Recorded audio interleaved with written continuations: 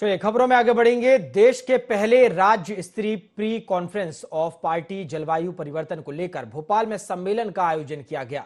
राजधानी के Kushabhau Thackeray convention centre में कार्यक्रम आयोजित हुआ, जिसमें सीएम डॉक्टर मोहन यादव ने शिरकत की। कार्यक्रम में 200 से अधिक राष्ट्रीय और अंतर्राष्ट्रीय क्लाइमेट लीडर्स, शासकीय अधिकारी, पर्यावरण विशेषज्ञ और प्रतिनिधि शामिल हुए, जहां उन्होंने वायु परिवर्तन के क्षेत्र में कार्यरत प्रमुख लीडर्स से चर्चा की। कार्यक्रम के दौरान सीएम ने कहा कि हमारी सरकार पर्यावरण के लिए खास ध्यान दे रही है, प्रकृति को ध्यान में रखते हुए विकास किया जा रहा है। वहीं कार्यक्रम में शामिल हुए विशेषज्ञों ने कहा है कि पर्यावरण को बचाने के लिए आज इस मंच में सार्थक चर्चा की जा रही है। इस सम्मेलन के माध्यम से पर्यावरण को संरक्षित करने का हर संभव प्रयास किया जाएगा।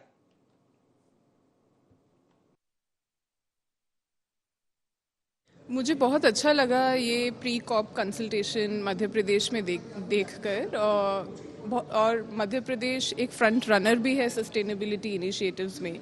वायु प्रदूषण में इतनी बड़ी प्रॉब्लम नहीं है यहाँ पर, क्योंकि अगर आप नॉन अटेनमेंट सिटीज़ देखेंगे तो बहुत कम है, जो कि बहुत अच्छी बात है। लेकिन वायु प्रदूषण के अलावा भी बहुत प्रकार के प्रदूषण होते हैं। जैसे मध्य प्रदेश ने जो आज ये कार्यक्रम रचा प्री कॉप कंसल्टेशन, ये मैं बहुत शुभ शगुन के जैसा देखती हूँ।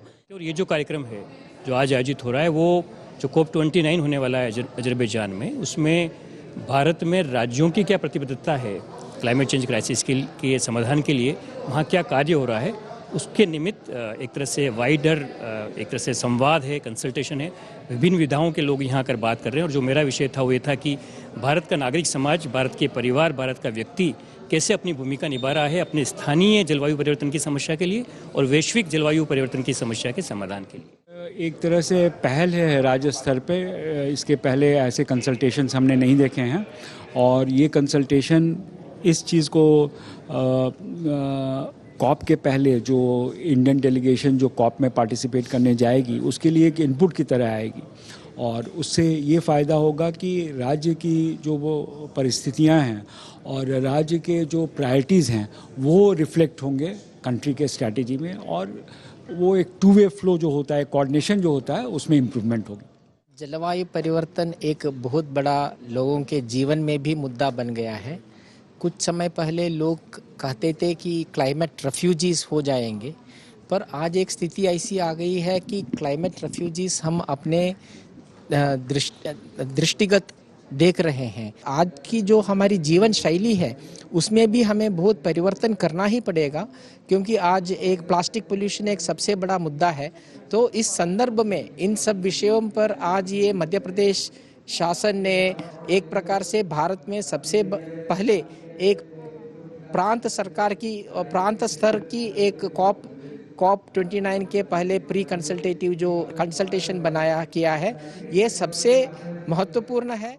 ये देखिए, ये बैठक जो है कुछ संस्थाओं और अटल सुशासन संस्थान, MP council on science and technology और मध्य प्रदेश सरकार के सहयोग से की गई है, जिसमें कि पैरवी, सिकोडिकॉन, नर्मदा समग्र भी सहयोगी हैं। अगले महीने नवंबर 11 से 22 तक अजरबैजान की राजधानी बाकू में जलवायु परिवर्तन पर वैश्विक बैठक का आयोजन किया जा रहा है, जिसको कि COP 29 कहते हैं।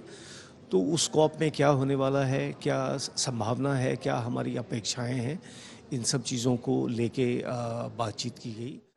जी, मैं इस सम्मेलन को एक बहुत आशावादी दृष्टिकोण से देखता हूं, और मुझे लगता है कि मध्य प्रदेश सरकार बधाई की पात्र है, जो कि इस प्रकार की जो अंतर्राष्ट्रीय विकास की प्रक्रिया है, COP 29 से पहले क्या राज्य स्तर में चर्चा होनी चाहिए, वो पहल मध्य प्रदेश ने की है।